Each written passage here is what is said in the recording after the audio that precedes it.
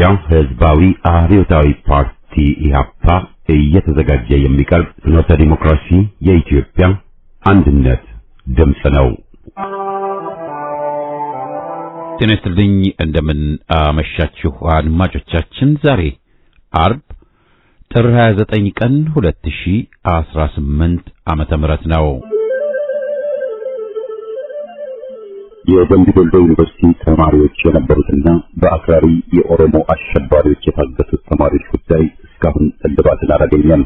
ብዙዎቹ ልጃገረዶች የሆኑት እነዚህ የአማራ ወጣቶች ከታገቱ አርብ ጥር 29 ቀን 2229 ቀናት አለፋቸው። የወጣቶቹ ሰቆቃ ያብቃ እንበል። እስከ መቼ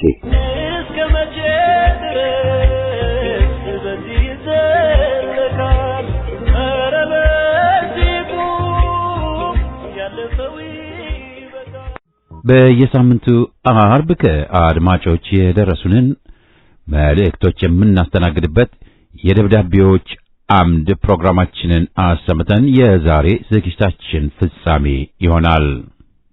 በቅድሚያ በአዳኝ ሀገር ጫቆ ወረዳ ነጋዴ ባህር ከተማ አሽራበር በፊታውራሪ ገበየው ክፍለ ጦር ታጠቅ ብርጌድ ሁለተኛ ሻለቃ ቃኝ በሆነችው ሻምበላንድ አንድ አስተማሚ ኦፕሬሽን ተደረገ። የአገዛዙ ሰራዊት አጋር የሆነው ወዳደር ሚሊሻ መነሻውን ከጭልጋ ወረዳ ወደ ነጋዴ ባህር ሲንቀሳቀስ የቀደመው መረጃውን በማፈንፈን የሻለቃው ቃኝ በፍጥነት ደፈጣ በመያዝ በሚሊሻው ላይ መብረቃዊ ጥቃት በማድረስ ከቦታው መሰወር ችላለች። በዚህ ልዩ ኦፕሬሽን የተገኘ ድልም 5 ሞት፣ 8 ቁስለኛና 5 የነፍስ ወከፍ መሳሪያ እስከ ሙሉ ትጥቁ ተማርከዋል። የመይሰው ካሳ ሁለተኛ ኮር እንደገና ተደራጅቶ ከጨረሰበት ጥቂት ሰዓታት ጀምሮ የተጀመረው ወታደራዊ ንቅናቄ በኮሮ ቀጠና ጥላት ያሰማሩን ከ12000 በላይ ክፉኛ ጦሩ ተጎድቶበት ላይጠገን ተሰብሯል። በቅርቡ ለአገዛዙ እጁን የሰጠው ቅጥረኛው ኮሎኔል ፈንታውን ሞአቤ በዛሬው ዕለት በሽብር ወንጀል የጥፋተኝነት ውሳኔ ተላለፈበት።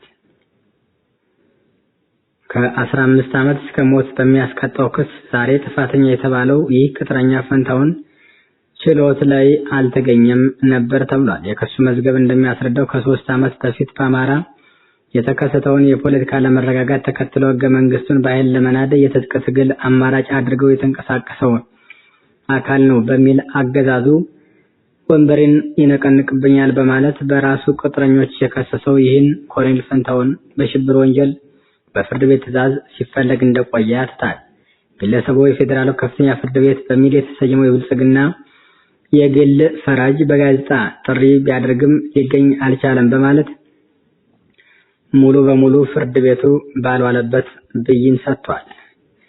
የነ ዘመንና የሌሎችን የነምሬ ወዳጀን ጥሪ ባለመቀበል በመካድ ትልቅ ትንቅንቅ ሲያደርግ የነበረው ታጋዩ የፊት ግብሩን በመተው ከቅጥረኛው እስክንድር ነጋ ጎን በመሰለፍ ዛሬም በመካድ የአማራን ሕዝብ ሙሉ በሙሉ በመተውና ሕዝቡን ካለበት ስቃይና ጭንቅና መከራ ለማውጣት ሲያደርግ የነበረውን ትግል በመተው በቅጥረኝነት ለዜና ፍጆታ በማለት ከአገዛዙ ጋር ቢለጠፍም አገዛዙ ግን እጅ ከሰጠው በኋላ አንተ አማራ ነህ፣ ለኔ አትሆነኝም፣ ምንም የምታመጣው ነገር የለም በማለት ሙሉ በሙሉ በፍርድ ቤት ትዕዛዝ በሕግ ቁጥጥር ስር አውሎ ወደ ወህኒ አውርዶታል።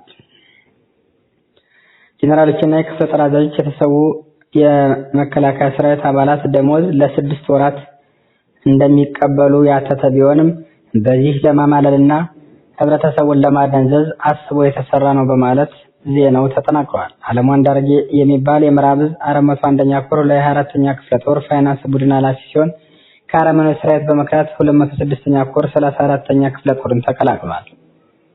ከ2013 ዓ.ም ጀምሮ የመከላከያ ሰራዊት በከፍታቸው የእርስ በርስ ጦርነቶች ሁሉ የተሳተፈው አለሙ አንዳርጌ ለ5 ዓመታት በቀጠለው ውጊያ የመከላከያ ሰራዊት የራሱን ህዝብ ከመጨፍጨፍ ባለፈ አንዳችም ለውጥ እንዳላመጣ ይናገራል። በተለያዩ ከተሞች በተለይም ከኦሮሞ ደቡብ ታፍነው ወደ ጦርነት የሚማገዱ ታዳጊዎች ሞት ተመልክቻለሁ የሚለውን ነባሩ ወታደር ከመሰልጠኛ ወጥተው ወደ ግንባር የተሰለፉ ምልምል ወታደሮች እልቂት በመከላከያ ሰራዊት ታሪክ እጅ አስከፊ እንደሆነ መስክረዋል። ባለፉት 3 ዓመታት ከአማራ ህዝብ ጋር በተደረገው ውጊያ የሰራዊቱ ሞትና ፍልሰት ከቁጥጥር ውጭ በመሆኑ ጄኔራሎችና የክፍለ ጦር አዛዦች የተሰዉ የመከላከያ ሰራዊት አባላት ደሞዝ ለ6 ወራት በማንቀሳቀስ ለራሳቸው ጥቅም እንደሚያውሉ ባደረግነው የፋይናንስ ምርመራ ውጤት ማረጋገጡን ተናግረዋል። የአገዛዙ ወታደሮች ከኦሮሞ አካባቢ ለ8 ቀናት በመጓዝ ፋኖን ተቀላቀሉ። ህዝብን እየዘረፈና እያሰቃየ የሚገኘው አገዛዙ ይህንን በመርዳት ናታንያል ማስተዋል፣ ሃይማኖት ሞላና ደረጀ መኳንንት የተባሉ የአገዛዙ ወታደሮች በዛሬው ዕለት ብቻ ከሚገኘው 6ኛ አዝ 552ኛ ክፍለ ጦር 2ኛ ሬጅመንትና 3ኛ ሻምበል አፋብን ቴዎድሮስ 206ኛ ኮር 34ኛ ክፍለ ጦርን ከነሙሉ ትጥቃቸው እንዲሁም በርካታ ጥይትና ካዘናም ቦምቦችን በመያዝ ተቀላቅለዋል። በዋበል ወረዳ 34ኛ ክፍለ ጦር የተቀላቀሉት ወታደሮቹ አገዛዙ አማራ ላይ እንዲያደርስ ያለውን ዘርፈ ብዙ ጥቃት መረዳታቸውንና እስካሁን በተሳሳተ መንገድ የቆዩ መሆናቸውን ገልጸው ከፋኖ ጎን ተሰልፈው ለመታገል ከኦሮሞ ለ8 ቀናት በፈታኝ ሂደት ተጉዘው 34ኛ ክፍለ ጦርን መቀላቀላቸውን ገልጸዋል። አዲስ አበባ ወጣቶቹ ከባድ ስቃይ ውስጥ መሆናቸውን ገለጹ። ፍትህ በስልክ ጥሪ ብቻ አዲስ አበባና የሰንደቅ ዓላማው ፈተና ተጠናክሮ ቀጥሏል። በአዲስ አበባ የተመለከትነው ያለው ነገር ከነውርም አልፎ ግፍ እየሆነ ነው ያሉት ወጣቶቹ በሳምንት ውስጥ ብቻ የታዘብኳቸው 2 አስደንጋጭ ክስተቶችን ልንገራቸው ሲል ሪፖርተራቸው ይጠቁማል።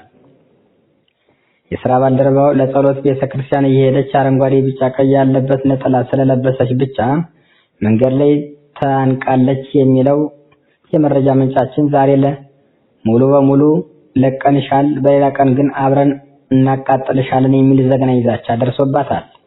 በሃይማኖቷ ኮርታ ለመንቀሳቀስ ያልቻለችው በአዲስ አበባ ሰማይ ስር አረንጓዴ ቢጫ ቀይ ያለበት ነጠላ ሚሆን ቀሚስ መልበስ ከንቱ ሆኗል።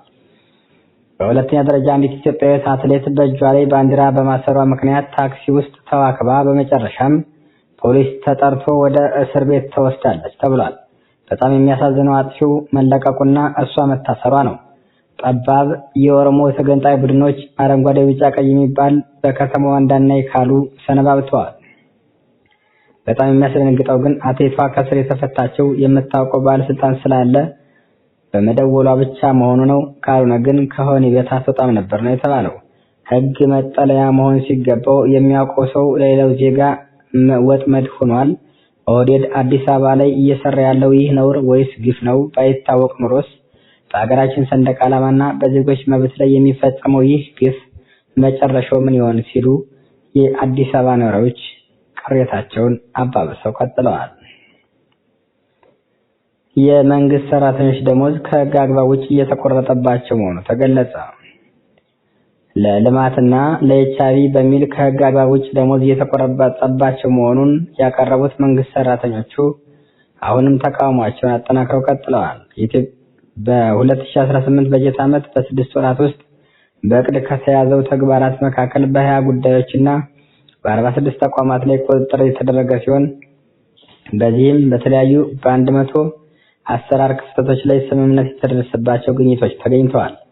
በዚህ አንደኛውና ሁለተኛው ወይም ሶስተኛ ተብለው የሚጠቀሱት መሬት ላይ የሌሉ የኤችአይቪ ኤድስ፣ የስፖርትና የልማት እንዲሁም የጤና ሽፋን በሚል እንዲከፈል መንግስት ሰራተኛው ቢገደድም እንኳን አገዛዙ ግን መሬት ላይ የወረደ የጠቀስናቸውን ነገሮች እንደማያከናውን ተደርሶበት እኛ የቤት ኪራይ መክፈል ልጆች ማሳደግ አልቻልንም በማለት በተደጋጋሚ መንግስት ሰራተኛው በሰልፍም ይሁን በተለያየ መንገድ ጥያቄ ቢጠይቅም ሀገሪቷ ግን መንግስት አልባና መሪ የለሽ ከመሆኗም አኳያ ምንም አይነት ምላሽ እንዳልተሰጣቸውና ነገም ተቃውሟቸውን አጠናክረው እንደሚቀጥሉ ተናግረዋል።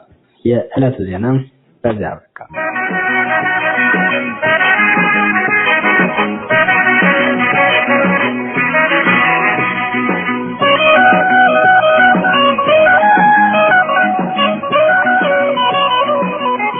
ደብዳቤዎች አምድ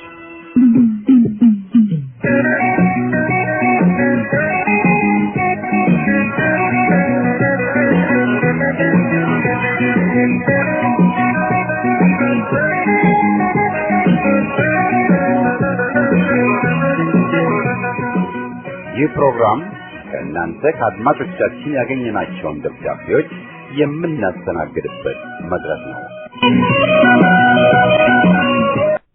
ለፍኖተ ዲሞክራሲ ሬዲዮ አዘጋጆችና የዝግጅቱ ተከታታዮች ሁሉ ሰላምታዬን አስቀድማለሁ። ኦርቶዶክሳውያን አደባባይ መውጣት ያለባቸው ሰማዕትነት ለመቀበል ሳይሆን ሰማዕትነት እንዲቀበሉ እያደረጋቸው ያለውን የአረመኔዎች አገዛዝ ከስሩ ለመንቀል መሆን አለበት። ኦርቶዶክሳዊው ማህበረሰብ ትግሉ እውነተኛ ከሆነ ትክክለኛ ዓላማ ያስፈልገዋል። የትግሉ ዓላማ ኦርቶዶክሳዊው ምዕመን ለሰልፍ እየወጣ ሰማዕትነትን የሚቀበልበት መሆን የለበትም። ትግሉ አብይ አህመድ የሚባል አረመኔ የኢትዮጵያ ኦርቶዶክስ ተዋሕዶ ቤተክርስቲያንንና ምዕመኖቿን ለማጥፋት ስለከፈተው ጦርነት ከሆነ ኦርቶዶክሳዊው ማህበረሰብ ሊኖረው የሚገባው የትግል ዓላማ የኢትዮጵያ ኦርቶዶክስ ቤተክርስቲያንን ማጥፋትና ምዕመኗን መፍጀትን መንግስታዊ ተግባሩ ያደረገው የበላይ ሰብ አብይ አህመድን ግፈኛ አገዛዝ እንዲወገድና ምዕመናኑን በመንግስትነት ከተሰየመው ኖረኛ ቡድን የጅምላ እልቂት መታገድ መሆን አለበት። የኢትዮጵያ ኦርቶዶክስ ተዋሕዶ ቤተክርስቲያንና ምዕመኗን ማጥፋትን ፖለቲካው ያደረገው ግፈኛው አገዛዝ በመንግስትነት በተሰየመበት አገር ሰማዕትነትን ለመቀበል ብቻ አደባባይ መውጣት አያስፈልግም። በወረረው የሰው አገር ቤት ለቤት እየዞረ ቋንቋን፣ ባህልን፣ ሃይማኖትን፣ ማህበረሰብንና ስልጣኔን በተሳካ ሁኔታ የማጥፋት የ400 ዓመታት ልምድ ያለው የጨካኝ አውሬዎች አገዛዝ በመንግስትነት በተሰየመበት አገር ለመገደል አደባባይ መውጣት አይጠይቅም። አደባባይ የሚወጣበት ዓላማ ሰማዕትነትን መቀበል ከሆነ አረመኔው አገዛዝ ቤት ለቤት እየዞረ ለመጨፍጨፍ ዝግጅቱን ስላጠናቀቀ ሰማዕትነቱን በየቤቱ መቀበል ይቻለዋል። ባጭሩ ኦርቶዶክሳዊ ማህበረሰብ አደባባይ መውጣት ያለበት የኢትዮጵያ ኦርቶዶክስ ቤተክርስቲያንን ማጥፋትና ምዕመኗን መፍጀትን የህይወት ጥሪው ያደረገው የአብይ አህመድ ግፈኛ አገዛዝ ተወግዶ የቤተክርስቲያን ህልውናና የምዕመኑ ሰማዕትነትን የሚጠይቅ ህዝባዊ መንግስት እንዲመሰረት ለማድረግ መሆን ይኖርበታል። መምህር መርሃ ጽድቅ መልኩ ከቤተ ክርስቲያን አዲስ አበባ።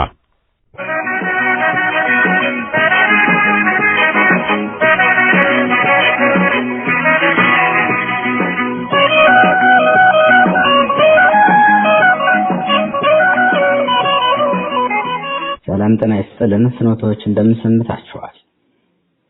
እስኪ ስለ ሀገር ባህልና ሃይማኖት ጥቂት ልበል። ህዝቡ አንዴ በጦርነት አንዴ በገታ አንዴ በኑሮ ውድነት ያለበት መንገላታት ይበቃዋል ባይ ነኝ። ቢያንስ ሃይማኖቱንና ባህሉን ተወለት እያልኩ ለመጮህ ተገደድኩኝ። ለወጣችሁበት ማህበረሰብ ምንም ማድረግ ባትችሉ ዝም በሉ እንጂ አጋጣሚ ተጠቅማችሁ አትሸቅጡበት፣ አትነግዱበት። በግሌ ጥበብና ጥበበኞችን አደንቃለሁ። የሰዎችን ተሰጥኦ ቦታ ሰጣለሁ፣ መበረታታት እንዳለበት ማምናለሁ።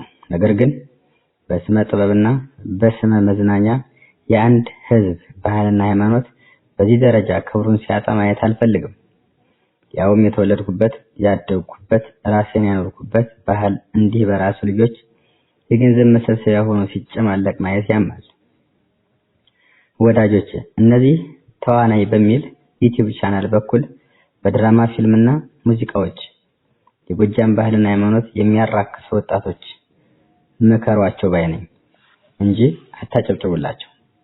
በተለይም ለጎጃም ህዝብና ክብር ፍቅር ያላችሁ ሁሉ በእያንዳንዷ ሳቃችሁና ይሁንታችሁ ውስጥ ለህዝቡ ንቀት እንዳይሆንባችሁ ተጠንቀቁ። መጀመሪያ ሁለተኛም ሳይ ልጆች ናቸው እንደ ኮሜዲ አስበው ነው የሚል ሐሳብ ነበር። ነገር ግን አመታት ተቆጣው። ጭራሽ ከሀገር ውጭም ልንመጣ ነው ጠብቁን የሚላየው ይገርማል። ህዝብን እየሰደቡ ዓለም አቀፍ ጉዞም አለለካ። ባይሆን እንደኔ ያደኩበት ነውና እውነት ልንገራችሁ። አማራ እንደ ሁሉም ኢትዮጵያዊ በየእምነቱ ፈጣሪውን የሚፈራ ነው። ባህሉን አከባሪ፣ አገሩን ወዳጅ ነው። የጎጃም እናቶች ለባሎቻቸው ትልቅ ክብር ያላቸው ባል የቤት ራስ ብለው አክብረው አስከብረው የሚኖሩ እንጂ የቤቱ ራስ እኔ ነኝ ብለው ጠዋት ማታ ባላቸውን በዱላ የሚቀጠቅጡ ወይም ንቀታቸውን በጸያፍ ስድቦች የሚገልጹ አይደሉም። ጭራሽ እግራቸውን አንስተው እንደ እንስሳ የሚራገጡ እናቶችም የሉንም። የጎጃም አባወራዎች ትዳራቸውን አክባሪ እንጂ ዝሙትና አፋጭና አበረታችም አይደሉም። ከነቃላቸው ከፈለጋቸው የህግ ሚስትና የህግ ባሏ ወይም ሚስቱ መባል ትልቅ ክብር የሚሰጥበት ማህበረሰብ እንጂ በየጥሻና በመጠጥ ቤቱ ክብር መስጠትን የሚያበረታቱ አይደሉም። እንደውም ይጸየፉታል። ሃይማኖተኞች ናቸው። በየእምነታቸው ፈጣሪያቸውን ፈሪ፣ ለሃይማኖት አባቶቻቸው ያላቸው ክብር ይለያል።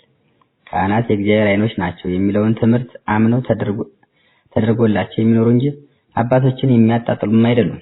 ሰርቶ መለወጥን የሚያበረታቱ ከአፈር ጋር ሲታገሉ ውለው የሚያድሩ ጀግኖችን የሚያወድሱ እንጂ በየሰፈሩ ሴቶችን ሲያስቡ የሚውሉትን ወይ በሴት ጸብ ዱላ ሲመዙ የሚውሉትን የሚያሞግሱም አይደሉም። ከምንም በላይ የጎጃም ሕዝብ የማህበረሰብ መዋቅር ጠንቅቆ የሚያውቅ የሚያከብር ነው። በተዋረድ መከበር ያለበትን አክብሮ ታናሹን ዝቅ ብሎ አስተምሮ ለኢትዮጵያ ድንቅ ባህል ታሪክና ጥበብን ያዋጣ ሕዝብ ነው።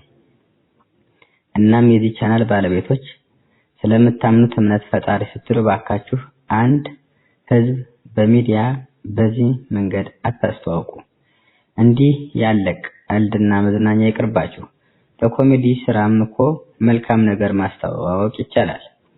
እነየትነት እንደው የመሰሉ የሀገር ጥበብ ዋርካዎች የወጡበት አካባቢ እኮ ነው ያላችሁበት። አሪያ የሌላችሁ አትምሰሉ እንጂ አንድ ሕዝብ በሃይማኖቱ በባህሉ እና በታሪኩ የሚደረግ ቅሰጣ ከማንነት ግድያ የሚተናነስም አይደለም።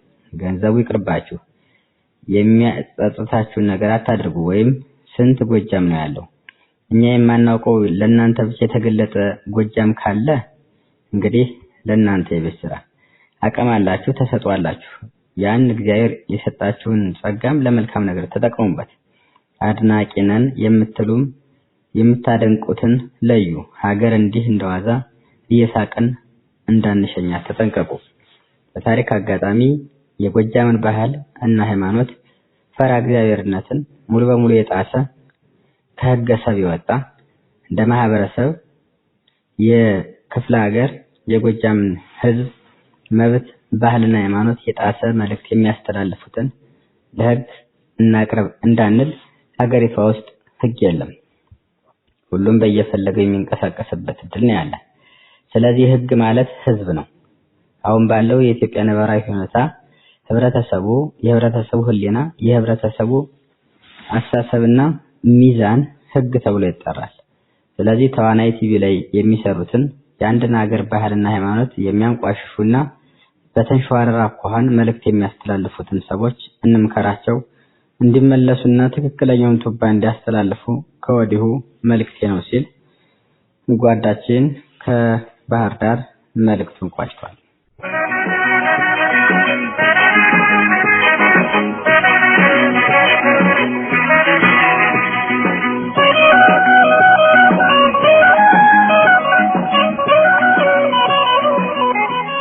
ሰላምታዬ ለአዘጋጆቹም ለአድማጮቹም ይድረስልኝ። ጥቂቶች ነበሩ። የማወራው የህዝብ ልጆች ስለሆኑት እንጂ ስልጣን ላይ ቂብ ብለው በመሰሪነት ተሰልፈው አገርና ህዝብን ስለከዱት አይደለም። በቁጥርና በስም አንተ አንቺ ተብለው በተማሩትና በነቁት ወገኖቻቸው ለምሳሌነት ይጠቀሳሉ። በስማቸው እየተጠቀሱ ይወደሳሉም ይወቀሳሉም። ታሪክ ዛሬም አልረሳቸውም። ታሪክ ሁለት ገጽታ አለው። በድልም ድክመትም ይዘከራሉ። በድሉ ለተጨማሪ ድል ይራመዳሉ፣ ከድክመቱ ልምድ ቀስመው ይማራሉ። ከፍተኛ ትምህርትን ተከታትለውና ዲፕሎማና ዲግሪ ተሸልመው መውጣትና ሙያዊ ሥራ በበቂ ደመወዝ እየተከፈላቸው መኖር ግን አቅቷቸውም አልነበረም። ከፍ ብለው ራዕይ ሰንቀው አእምሮአቸው በልካቸው የጠየቃቸውን ጥያቄዎች ምላሽ ማግኘት ፈልገው የትግል ጎራን ተደባልቀው የሕዝብ ጥያቄዎችን ማስተጋባት መረጡና ለዚያም ተሰልፈው ትግሉ የጠየቃቸውን መስዋዕትነት ከፈሉ። ወቃሾቻቸው ግን የለውጥ ሐሳብ ፈሪዎችና በቂ የማህበረሰብ ዕውቀት የሌላቸው መናኛና በድንቁርና አስተሳሰብ የወደቁ አልባሌና ጠንክረው የተሻለ ሐሳብ ማስተናገድ የማይችሉ ግለሰቦችና ስብስቦች ናቸውና ዛሬም በቆሻሻ አንደበታቸው ትውልዱን ሲረግሙት እንኳን መልካሞቹን ከክፎቹ ሳይለዩ በአንድ ቅርጫት ጨምረው ይጨፈልቋቸዋል። እነዚያ ጥቂቶቹ የማህበረሰብ ለውጥ ሐሳቦች ጀማሪዎች መሆናቸውን እንኳን ለመቀበል ፉርሽ ምክንያቶቻቸውን በመደርደር ስህተቶቻቸውን ነቅሰው ሐሳባቸውን ለማጣጣል ባገኙት አጋጣሚ ሁሉ ያወግዟቸዋል። በአርአያነት ከመከተል ይልቅ ያሸነፏቸው ይመስል ከነመፈጠራቸውም ሲረግሟቸው ይከርማሉ። እነርሱ የታሪካቸውን መነሻ ሐሳባቸውን ተክለው ግን አልፈዋል። እነርሱ በተረዱት ልክ የፖለቲካውን ትግል ርዕዮት አበጅተው ህብረተሰቡ የሚገኝበትን ደረጃ አውቀው ባይጀምሩት ማንስ የፖለቲካ ትግል ሀሁን ተረድቶ እንዲህ እንደ ዛሬው ይዘባነን ነበር? በየትኛው የህብረተሰብ እድገት ዕውቀታቸው ልክ ማንሳት ይችላሉ? ያስተማሯቸውና ያነቋቸው እነርሱ ነበሩ። ማንስ ምንም ቢያወራ ጠንካራ ጎናቸውንና የህዝብ ልጅነታቸውን ይፍቀዋል? ይወቅሷቸዋል እንጂ የተሻለ አማራጭ ሐሳብም ይዘው ላለፉት 5-10 ዓመታት አገራቸውንና ህዝባቸውን ወደ ተሻለ ጎዳና ብቅ የሚሉበትን አቅጣጫዎች ማቅረብ ያልቻሉ ወኔ ቢስ፣ የተማሩ ግን ያልተረዱ፣ እዚህም እዚያም ጭንቅላታቸው በመኮነንና በማውገዝ የተሞሉ ለውጥ ፈሪ ሐሳቦች የትምህርት ማዕረግ ስም ተሸክመው ሞልተዋል። የፎረሹ ኤሊቶች ላለፉት በርካታ 10 ዓመታት ያፈራናቸው የከፍተኛ ትምህርት ተቋሞች ምሁር ተብዬዎች ማንም ያልደፈረውንና በመደራጀት የንቅናቄ ሐሳቦች አንግበው ማህበራዊ ለውጥ ጠንሳሾች ሆነው ተገኙ። በአገሪቱ ዋና ከተማ በነበረው አንድና ብቸኛ ዩኒቨርሲቲ የከፍተኛ ትምህርታቸውን በየተመደቡበት ፋከልቲዎች ይከታተላሉ። ተማሪዎቹ በቁጥር አነስተኛ ናቸው። ምናልባት በ3 እና 4 ሺዎቹ ይገመቱ ይሆናል። ከዛሬዎቹ ዝምታ መፍትሄ መስሏቸው በእንቅልፍ ከሚለጥጡቱ ግማሽ ሚሊዮኖች ሲነጻጸሩ እጅግ በጣም አነስተኛ ድምጻቸውን ግን በመላው አገሪቱ ያስተጋባ ነበሩ። የዛሬዎቹ ከ40 በላይ የሚገመቱት በመንግስት የሚተዳደሩና ቁጥራቸው በርካታ በሆኑ የግል ኮሌጆች በአገሪቱ ይገኛሉ። ምናልባትም ከግማሽ ሚሊዮን በላይ የሚሆኑ ተማሪዎችም በበርካታ የሙያ ዘርፎች ትምህርታቸውን ይከታተላሉ። ህብረተሰባቸውን ሳያውቁት በተማሩት ትምህርት አይነት ብቻ ዲፕሎማም ዲግሪም ብቻ ተሸልመው የሚወጡ ሞልተዋል።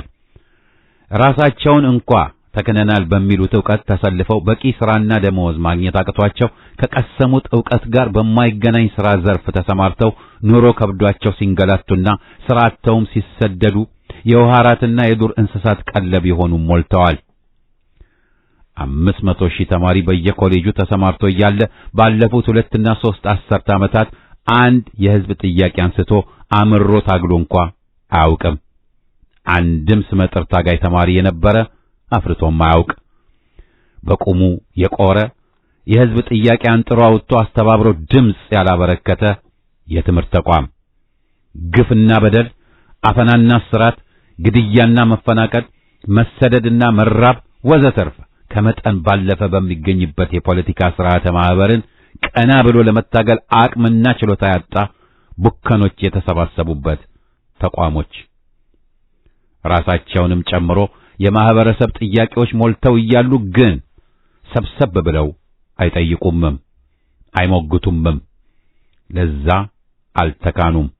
በቲክቶክ ለፍሬከርስኪ ጉዳዮች ግን የሚጮሁና የሚያዳምቁ ሞልተዋል። ከወግና ልማዱ በላይ አገሪቷ ጥጋብ ላይ ያለች ይመስል መጨፈር፣ መደነስ፣ ድግስ መደገስ፣ ተሽቀርቅሮ መታየት፣ በሐሜትና ወሬ ላይ ተጥሎ አሉባልታ ሴቱም ወንዱም እኩል መጠረቅ የሚችሉ ግን አልታጡም። ሳይበስሉና ተመክሮ በእድሜያቸው ሳይጠግቡ ስለ ሰዎች ግንኙነቶች አልባሌ ጉዳዮችን እያነሱ ጉንጫቸውን የሚያለፉና ትንሽ ዕውቀት ታንቀዠቅዣለች እንዲሉ ወሬ እየለቃቀሙ አዋቂ ለመምሰል የሚጥሩ ግን የትም ይታያሉ። አዲስ ሐሳብ የላቸውም። የማህበረሰብ ጥያቄዎችን አንስተው በጥልቀት አይወያዩም። በዋል ፈሰስ ሆነው በከንቱ ያሳለፉት የዛሬ ጊዜ ከፊታቸው የተወሳሰበና የማይወጡት አዘቅት ውስጥ እየሰጠሙ መሆናቸውን እንኳ ግንዛቤ አልጫሩም። እጅግ ያሳዝናሉ። የቀረው ዓለም ወጣቶችን ተመክሮም ለመቅሰም አልተዘጋጁም። መጥኔ በድንቁርና ተወጥረው ጧ ብለው ሊፈነዱ የደረሱ አካላቶችን ይመስላሉ። እጅግ የገዘፈ የተማሪዎች ቁጥርና የመምህራን በአይነት ብዜት ባለበት በዛሬዋ ኢትዮጵያ ስማቸው እንደነዛ ቀድሞዎቹ የሚጠራና የነቁና ርቀው ለሕዝባቸው ያሰቡና ጥያቄዎችን አንስተው ሕዝቡን ማነቃነቅ የቻሉ ግለሰቦችም ሆኑ ስብስቦች ግን ማፍራት አልተቻለም። ስመጥሮዎቹ ራሳቸውን በእውቀት አሳድገው የሚረዱበት ደረጃ ሲደርሱ የአገራቸው ኋላ ቀርነት፣ የህብረተሰባቸው ድህነትና በኑሮ መጎሳቆልን በዓይናቸው እያዩ የድሃውን በደል በጆሮአቸው እየሰሙ እኩልነት ተነፍጓቸው ለፍትህ ሲንከራተቱና ለዕለት ኑሯቸው ደፋ ቀና የሚሉትን ወገናቸውን ችግር አሰቡ። መፍትሄውም ድሃውን ንብረት አልባ አድርጎ እየቦጠቦጠ የድህነት ማቅ የሚያለብሰው የበሰበሰው የገባር ስርዓተ ፖለቲካ ማህበር መሆኑን በራሳቸው ንቃት ልክ አርቀው በማሰብ ወሳኝ ጉዳዮችን ተረዱ። በግቢያቸው ዙሪያ ለመደራጀት ትግል ጀመሩ። የትግል መድረክ ያስፈልጋቸው ነበርና ማህበራቸውን መሰረቱም፣ ልሳናቸውንም የሚያስተጋባ መጽሔትም አዘጋጁ። የሕዝብ ጥያቄዎችን ይዘው ተነሱ። መሬት ላራሹ፣ የዴሞክራሲ መብቶች ይከበሩ፣ ፍትህ ለተጠማው ሕዝባቸው ፍትህን እንዲያገኝ ጠየቁ። የባላባቱ ስርዓት በሕዝብ መንግስት እንዲተካ ጠየቁ። ሰው ሁሉ እኩል እንደሆነ አሳሰቡ። ለተራበው ወገናቸው ዳቦ ብለው በየአደባባዩ ጮኹ። የሰራተኛውን መደብ ብዝበዛና ጭቆና አጋለጡ። ተነሽ ሴት ብለውም የሴቶችን ጥያቄ አንግበው ተነሱ። በጊዜው በደቡብ አፍሪካ ይፈጸም የነበረውን ጸረ አፓርታይድ የዘር መድሎ አስተዳደር ሳይቀር በአደባባይ በመቃወም የትግል አጋርነታቸውን ጭምር አሳይተዋል። ከዛሬ 50ና 60 ዓመት በፊት የተነሱት ጥያቄዎች በዛሬዎቹ ተገቢ ምላሽ አግኝተው አገር በእድገት ጎዳና ላይ ነች ተብሎ ይታሰባልን? ይህን ረጋ ብለን እንረዳ። የዛሬዎቹስ የትናንቶቹን ጥያቄዎች ገለባብጠው ከማውራት በስተቀር የትኞቹን የተለዩ ጥያቄዎችስ ይዘው ተነሱ? ምላሹን ሳይጠይቅና ሳይረዳ እያጨበጨበ ለተሰለፈው ልፍስፍስ ትውልድ ልተወው። ሰለሞን ታምሮ አየለ ነኝ ካለሁበት።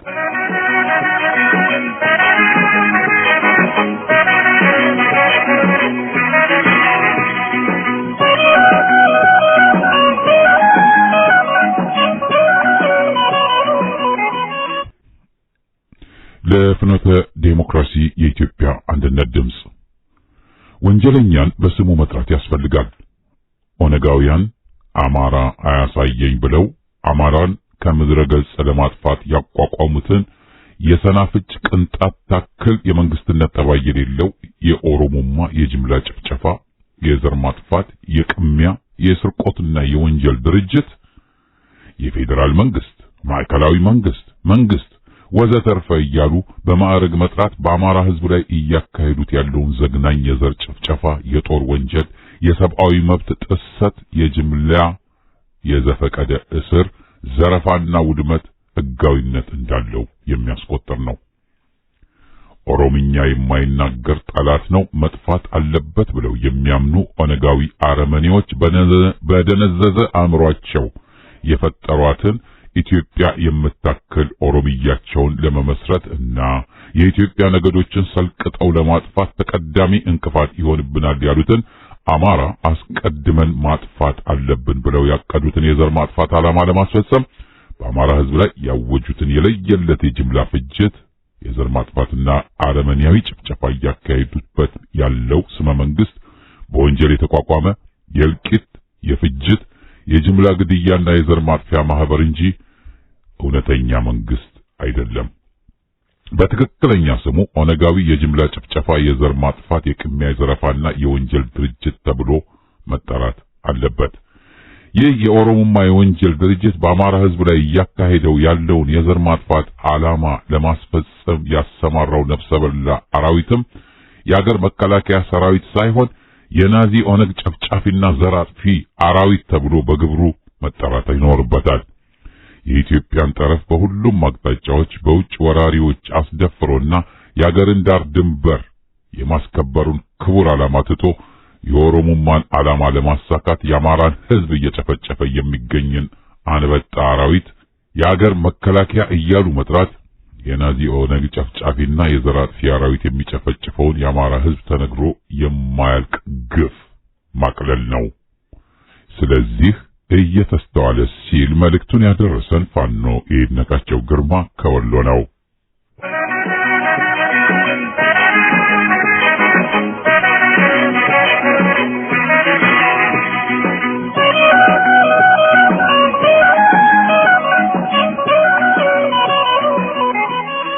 ሰላም ጤና ይስጥልኝ። እንደምን አመሻችሁ ውድ የፍኖተ የኢሃፓ ራዲዮ አድማጮችና አዘጋጆች።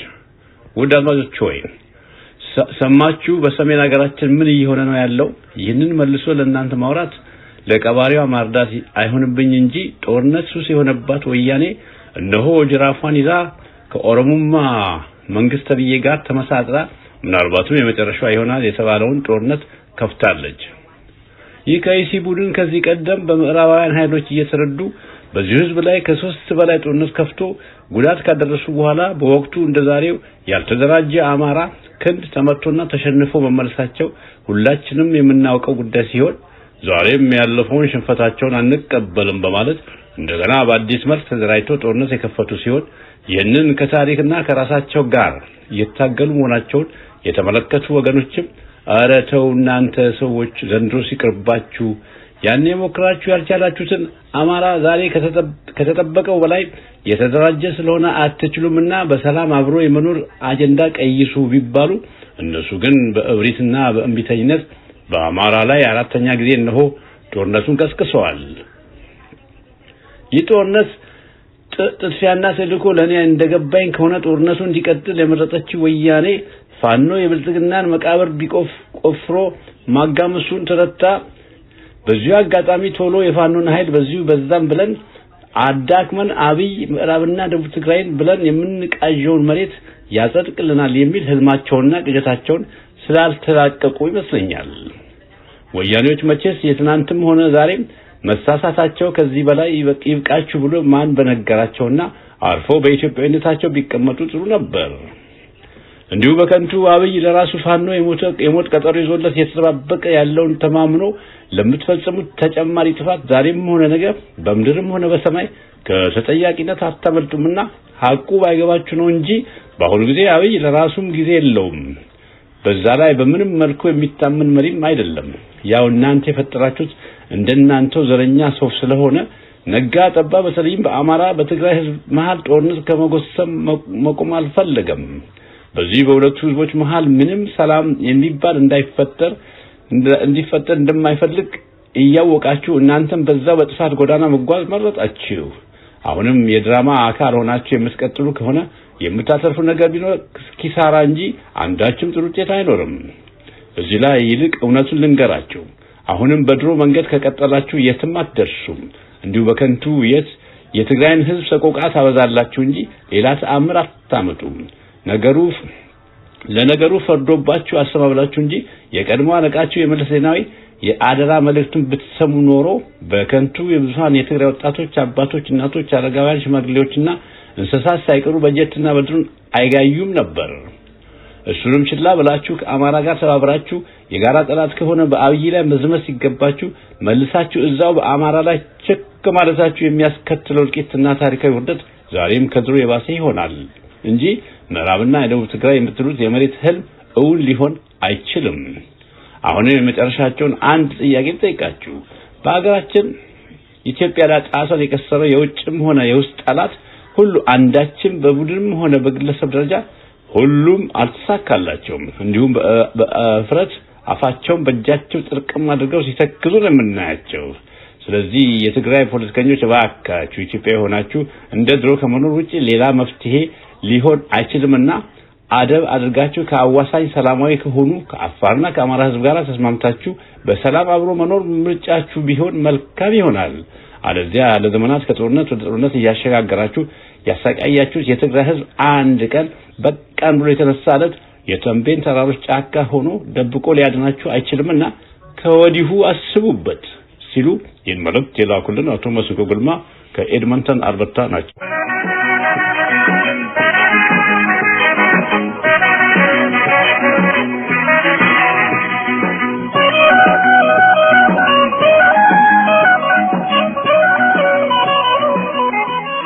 ውድ ፍኖታዎችና የፕሮግራሙ ተከታታዮች የከበረ ሰላምታዬ ይድረሳችሁ።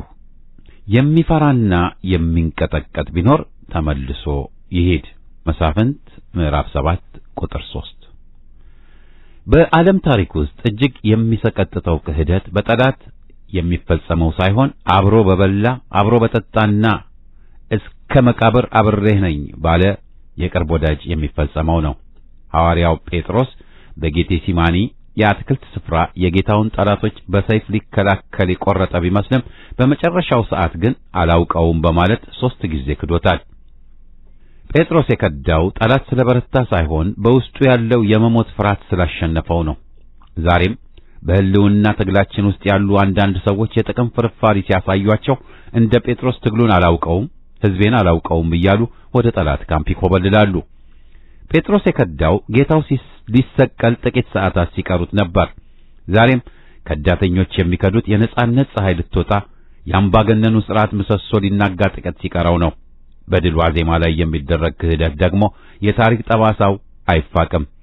በመጽሐፍ ቅዱስ ዶሮ መጮህ ጴጥሮስን ከእንቅልፉ የቀሰቀሰች የክህደቱን ጥልቀት ያሳየች ድምፅ ነበረች። ለዛሬዎቹ ከዳተኞችም የዶሮዋ ጩኸት የሕዝብ እንባና የታሪክ ፍርድ ነው። አምባገነኑ አገዛዝ እጅ የሰጡትን ከዳተኞች ወንድሞቻችን ተመለሱ እያለ በቴሌቪዥን ቢያሳያቸውም በውስጣቸው ግን የህሊና ዶሮ ትጮህባቸዋለች። ጴጥሮስ ከከዳ በኋላ ምርር ብሎ አለቀሰ።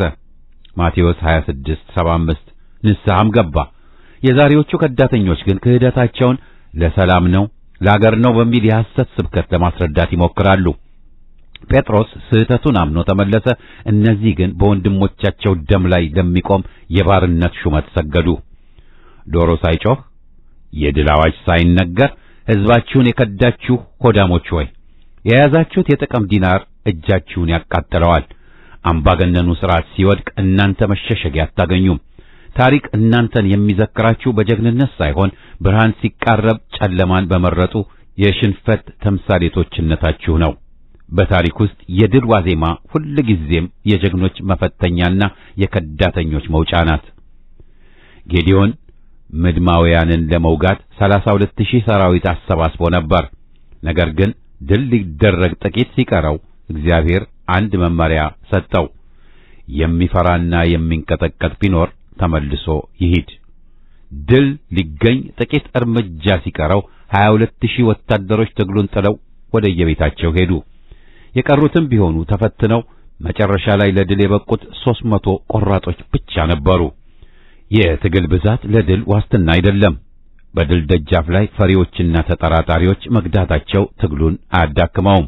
ይልቁንም ትግሉን ከቆሻሻ ያጠራዋል። ድል የሚመጣው በሺዎች በሚቆጠሩ አደሮች ሳይሆን በማይበገሩ ጥቂት ልበ ሙሉዎች ነው። ኢትዮጵያ በፋሽስት ጣሊያን ተወራ በነበረበት ወቅት አርበኛው በላይ ዘለቀ በአባይ በረሃዎች ላይ ጽኑ ትግል ያደርግ ነበር። ጣሊያን ድል መመታቷ ሲቃረብ እና አርበኞቹ አዲስ አበባን ለመያዝ ሲዘጋጁ ጣሊያን አንድ ዘዴ ተጠቀመች። በበላይ ዘለቀ ዙሪያ የነበሩ አንዳንድ ጽናት አልባ አርበኞችን በገንዘብ እና ሹመት እንሰጣቸዋለን በሚል ተስፋ መልምላለች። ድል ዋዜማ ላይ እያለ አንዳንዶቹ ትግሉ ሰለቸን፣ ጣሊያን አትሸነፍም፣ ይልቅ ይችን ሹመት እንቀበል ብለው እጃቸውን ሰጡ። በላይ ዘለቀ ግን እስከ መጨረሻው ጸና። ዛሬ ታሪክ የበላይ ዘለቀን ስም በወርቅ ቀለም ሲጽፈው በዋዜማው የከዱት ግን ስማቸው ከባንዳነት ተርታ ተፈርጆ ቀርቷል። ክህደት ለጊዜው እረፍት ቢመስልም ለዘላለም ግን እሳት ነው። በአሜሪካ የነጻነት ጦርነት ወቅት ቤኔዲክት አርኖልድ እጅግ ጀግና ከሚባሉ ጀነራሎች አንዱ ነበር። ነገር ግን አሜሪካ ድል ልታደርግ ጥቂት ሲቀራት በነበረው የስልጣን ጥመኝነትና በገንዘብ ፍላጎት ምክንያት ከድቶ ለብሪታንያ ወገነ። ብሪታንያ ጦርነቱን ተሸነፈች። አርኖልድም ወደ ብሪታንያ ሸሸ። ነገር ግን የከዳቸው ወገኖቹ ብቻ ሳይሆኑ የሄደባቸው ብሪታንያውያን እንኳን ከዳተኛን ማን ያምነዋል ብለው ናቁት። በብቸኝነትና በውርደት ሞተ። አምባገነን አገዛዞች እጃቸውን ለሚሰጡ ከዳተኞች እንኳን መጣችሁ ቢሏቸውም በልባቸው ግን ይንቋቸዋል። የገዛ ወንድሙን የከዳ ሰው ለማንም ታማኝ ሊሆን እንደማይችል ጠላትም ያውቀዋል። ዶሮ ሳይጮህ ጴጥሮስ ክዷል። ግን ንጋቱ አልቀረም። ከጌዲዮን 22000 ሰራዊት ቢመለስም ግን ድሉ አልቀረም። በላይ ዘለቀ በባንዳዎች ተከቧል። ግን ነጻነቱ አልቀረም። ጴጥሮስ ቢክድም የክርስትና ጉዞ አልቆመም። ዮሐንስና ሌሎች ጽኑዓን ግን እስከ ቀራንዮ ድረስ ተከተሉት። ዛሬም በመካከላችን ያሉት ጴጥሮሶች ቢከዱ ትግሉ ከከባድ ሸክም እየቀለለ መሆኑን እወቁ። እኛ የምንሸከመው የነጻነት አክሊል ለከዳተኞች አይገባቸውም ነበርና ፈጣሪ ለይቷቸዋል። ጽናት አልባዎች ቢከዱ ትግሉ አይቆምም። እንዲያውም ትግሉ ከይሁዳዎችና ከፈሪ ጴጥሮሶች ጸድቶ ወደ መጨረሻው ድል ይሸጋገራል። እኛ እስከ ቀራንዮ እስከ መስዋዕትነት የቆምን የነጻነት ሐዋርያት ነን። ትዕግስት፣ ጽናት፣ ፍቅር፣ እምነት፣ እውነት። ጽና። መምህር መርሃ ጽድቅ መልኩ ከቤተ ክርስቲያን አዲስ አበባ።